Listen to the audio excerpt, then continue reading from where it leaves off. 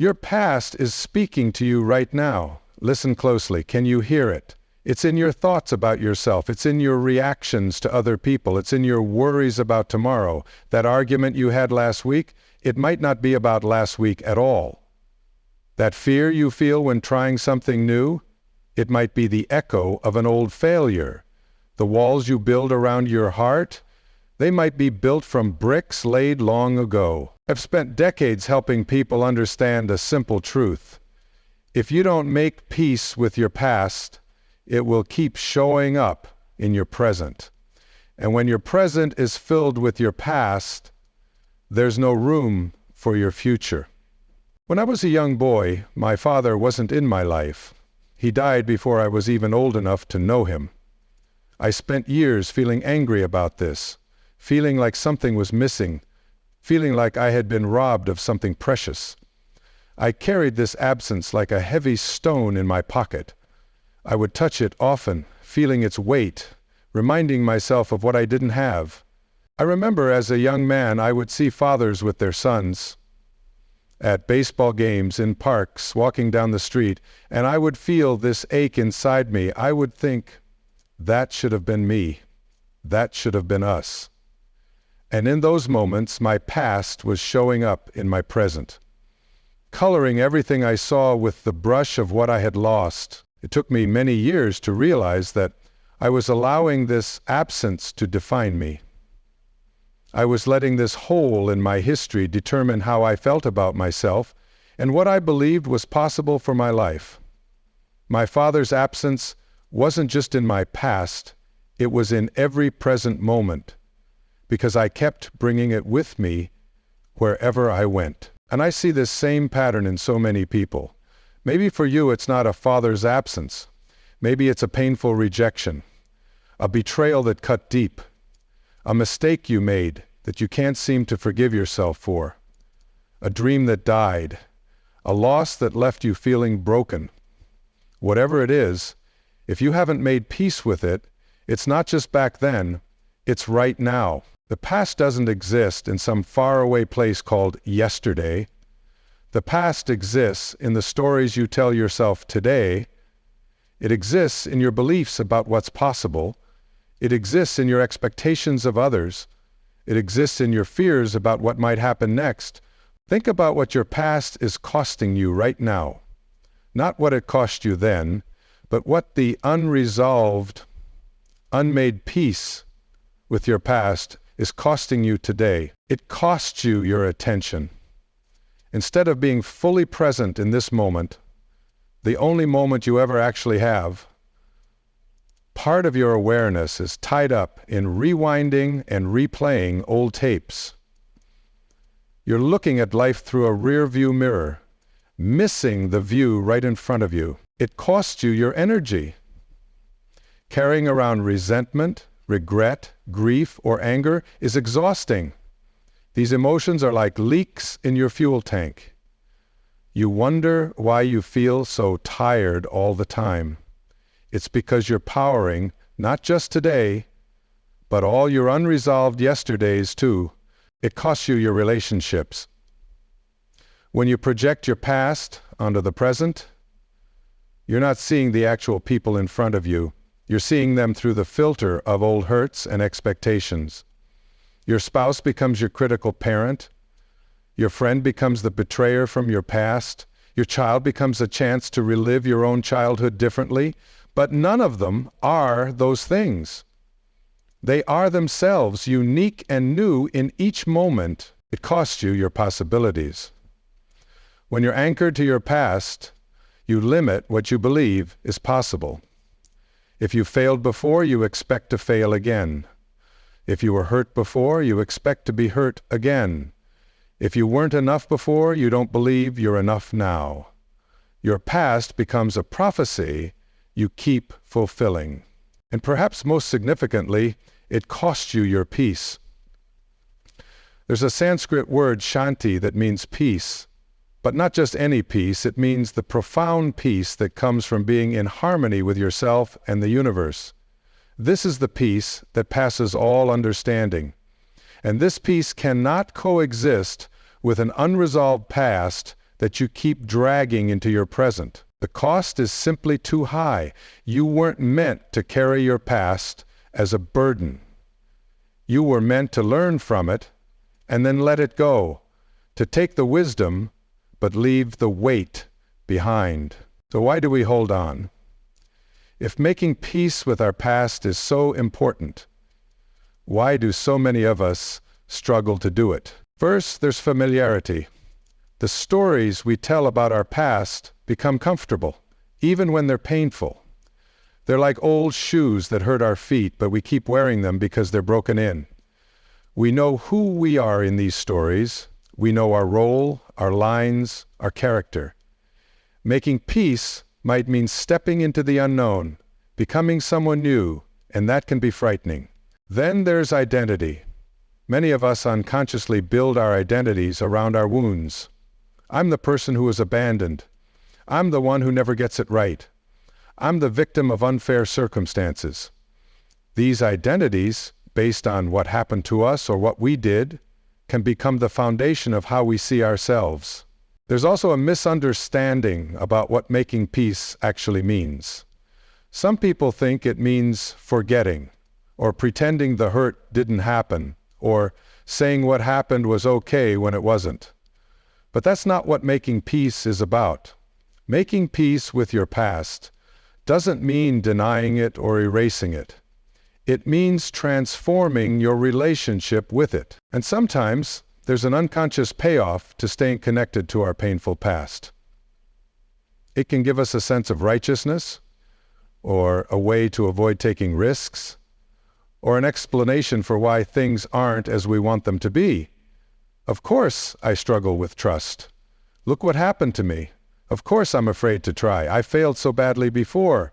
These explanations can become excuses that keep us stuck. But perhaps the deepest reason we don't make peace with our past is that we simply don't know how. We weren't taught this crucial life skill. We saw the adults around us carrying their own unresolved pasts, and we learned to do the same. But just because something wasn't taught doesn't mean it can't be learned. So how do we begin this process of making peace? It starts with awareness. Honest, compassionate awareness of how your past is showing up in your present. Notice when you're reacting to something in the present with an intensity that doesn't match the situation. That's usually a sign that you're not just responding to what's happening now, you're responding to something from your past too. Notice the stories you tell yourself about why things happen the way they do. This always happens to me. People always let me down. Nothing ever works out. These absolute statements are clues that you're viewing the present through the lens of the past. Notice your expectations of yourself and others. Are they realistic and based on who you and they actually are? Or are they based on old patterns and wounds? Notice where you feel resistance in your body when certain topics come up. Our bodies hold our histories. That tightness in your chest, the knot in your stomach, the tension in your shoulders. These physical sensations can be messengers from your past, telling you where healing is needed. This awareness needs to be honest, but it also needs to be compassionate. You're not looking for ways to blame yourself or others. You're looking for understanding, the kind of understanding that leads to freedom. Awareness is powerful, but it's just the first step. The next step is to release judgment and blame of yourself and others. Judgment keeps us tied to the past in a never-ending loop of should have and shouldn't have. I should have known better. They shouldn't have done that to me. These judgments don't change what happened, but they do keep us chained to it. When we judge the past, we're trying to make it different than it was. But the past is already written. Judging it is like standing in the rain, getting soaked, and yelling at the sky that it shouldn't be raining. The only thing that changes is that you're now wet and angry. Instead of judging what happened, try to understand it. Understand that everyone, including you, was doing the best they could with the awareness, resources, and capacity they had at the time. This doesn't mean that what happened was okay, or that people shouldn't be held accountable for their actions. It simply means recognizing that human behavior doesn't happen in a vacuum. It happens in the complex context of personal histories, limited understanding, fear, and often pain. Behind every harmful action is a deep hurt or fear. The parent who is overly critical was often criticized themselves. The partner who betrays trust often has deep insecurities about their own worth. The friend who disappears when things get tough is usually terrified of strong emotions because they never learned how to handle them. Understanding this doesn't mean excusing harmful behavior or staying in situations that aren't healthy for you. It means releasing the judgment that keeps you tied to these situations emotionally, even after you've physically moved on. And the same compassionate understanding needs to be extended to yourself. Whatever mistakes you've made, whatever opportunities you've missed, whatever harm you may have caused, you too were doing the best you could with what you had at the time. This release of judgment creates space for something essential in making peace with your past. Forgiveness. Forgiveness is the most powerful tool we have for making peace with our past, yet it's often misunderstood. Many think it means saying what happened was okay, or that the person who hurt you deserves your trust again. But that's not what forgiveness is. Forgiveness is not about the other person at all. It's about you. It's about releasing yourself from the prison of resentment and anger. It's about taking back your power from the past. Think of it this way. When you hold on to resentment, it's like drinking poison and expecting the other person to die. You're the one suffering. You're the one whose present is being contaminated by the past. Forgiveness doesn't change what happened, but it does change what's happening now. It changes your relationship with the past from pain and resistance to acceptance and peace. And forgiveness isn't just about forgiving others. Often, the hardest person to forgive is yourself. But self-forgiveness is essential for making peace with your past. Self-forgiveness doesn't mean letting yourself off the hook. It means taking responsibility, making amends where possible, learning from what happened, and then allowing yourself looking at the past through a different lens. Instead of seeing it only as a source of pain or regret, you begin to see it as a source of wisdom and growth. Everything that's happened in your life has shaped who you are today. Every challenge has built your resilience. Every mistake has taught you something valuable. Every loss has deepened your capacity for empathy and connection. This doesn't mean pretending that painful experiences weren't painful. It means recognizing that pain can be a powerful teacher. I think of the words of the Sufi poet Rumi. The wound is the place where the light enters you. Our wounds, our failures, our losses, these are not just sources of pain, they are potential sources of wisdom and growth. I've known people who have endured unimaginable hardships, abuse, serious illness, devastating loss, who have somehow found a way to transform these experiences into fuel for a life of meaning and purpose. They didn't do this by denying the reality of what they went through. They did it by changing their relationship with these experiences, by finding the gift within the wound. One woman I worked with had survived a serious car accident that left her with chronic pain. For years, she saw this accident as the worst thing that had ever happened to her, the thing that had ruined her life.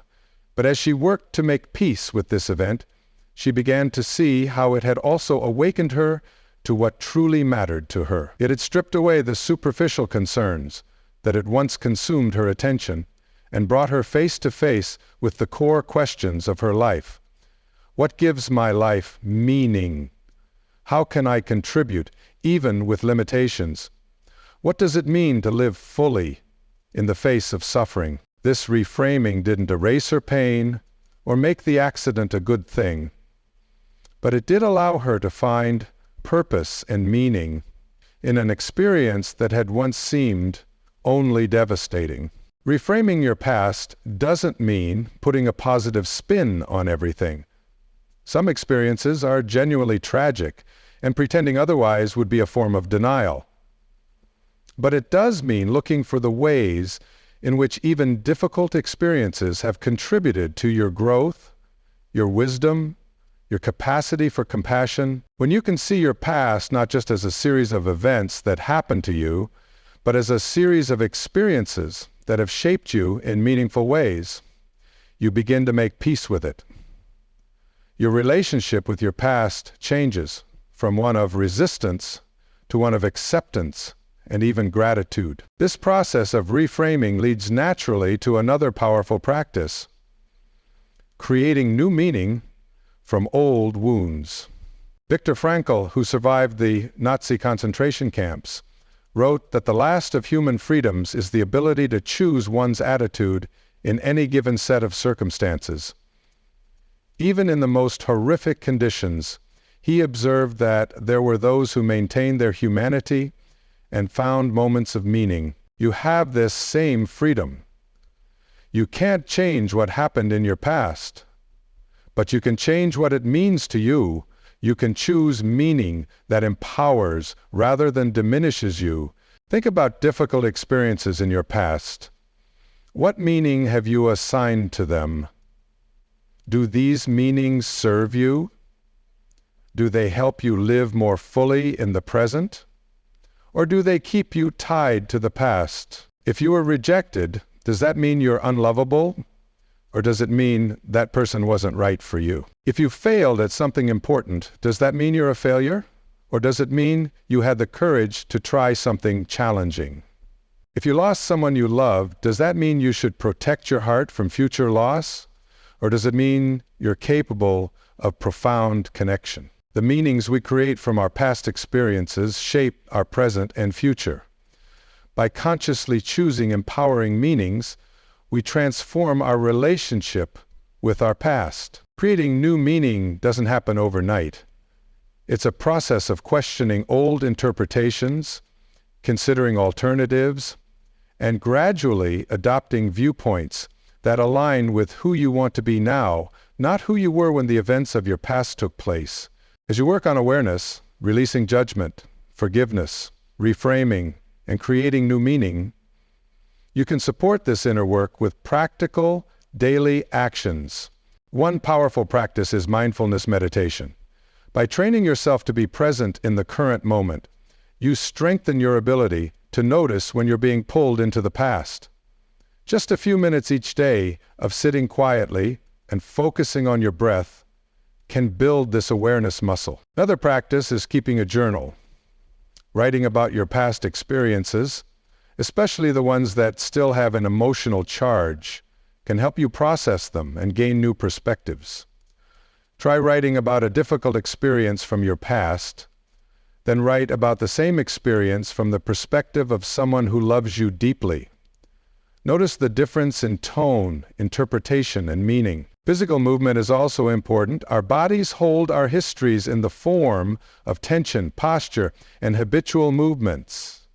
Practices like yoga, tai chi, or even regular walking can help release old patterns stored in the body. Creating new experiences is vital. When you stay in your comfort zone, you reinforce old patterns by seeking new experiences, trying new activities, meeting new people, visiting new places. You create evidence for new beliefs about yourself. Surrounding yourself with supportive people is another key practice.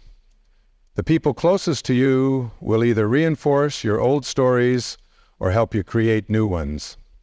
Choose those who see your potential, not just your past. The gratitude practice shifts your focus from what went wrong to what's going right. Each day, note 3 things you're grateful for. This simple practice increases well-being. Service to others helps you make peace with your past. When you focus on contributing to others' well-being, your own struggles often fall into perspective. Many find that their greatest wounds become their greatest gifts to others. These practices build on each other, creating a foundation for perhaps the most important aspect of making peace with your past: living fully in the present moment. The present moment is all you ever have. The past exists only in your memory. The future exists only in your imagination. The only place where life actually happens is right here, right now. When your mind is constantly revisiting the past or worrying about the future, you miss the life that's happening right in front of you. You miss the beauty of this moment, the possibilities of this moment. Living in the present doesn't mean you never think about the past or plan for the future. It means you don't dwell in the past or fixate on the future at the expense of the only moment you can actually experience, this one. I've observed that people who have made peace with their past have a quality of presence that's palpable. When you're with them, you feel seen and heard. They're not half listening while their minds wander to old regrets or future worries. They're right there with you, fully engaged in the moment you're sharing. These people also have a quality of aliveness. They engage with life directly, not through the filter of past experiences. They see what's actually happening, not what they expect to happen based on what happened before. They respond to the unique circumstances of each moment, not with automatic reactions programmed by their past, and they have a quality of openness. Because they're not defending against old wounds or trying to prevent past pain from recurring, they can remain open to new experiences, new relationships, new ways of being. They don't shut down or pull back when life gets intense because they know they can handle whatever comes. This presence, aliveness, and openness are the gifts of making peace with your past. They are the qualities that emerge naturally when you're no longer carrying the weight of unresolved history. Think about how different your life would be if you approached each moment fresh, without the overlay of past pain, disappointment, or fear. How would your relationships change? How would your work change? How would your relationship with yourself change?